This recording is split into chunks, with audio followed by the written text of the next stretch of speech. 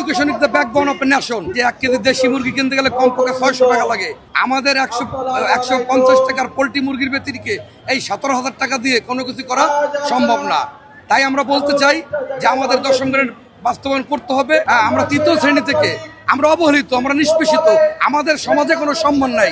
যদি আমাদের সম্মান না থাকে তাহলে কিভাবে আমরা আমাদের বলে মাস্টারের কাছে পড়তে পাঠায়, তাহলে সেই শিক্ষকরা কিভাবে ভালোভাবে লেখাপড়া করাবে? মানুষে বলে education is the backbone of a nation. সেই এডুকেশনটাকে আমরাই খাড়া করি, আমরাই প্রাথমিক শিক্ষকরা ছেলেদের ক খ অ থেকে শুরু করে আমরা ইউনিভার্সিটিতে পাঠাই।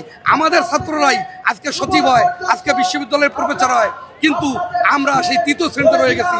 আমরা যদি মর্যাদা পাই, আমরা যদি আমাদের মন থেকে সঠিকভাবে যদি আমরা শিক্ষা দান করতে পারি, তাহলে এই দেশ ইউরোপ কান্ট্রির মতন, আমেরিকা কান্ট্রির মতন উন্নত দেশে পরিণত হবে বলে মনে করি। কারণ এই প্রাথমিক শিক্ষার যদি উন্নয়ন না হয় তাহলে এই দেশ আজীবন অবহেলিত থাকবে।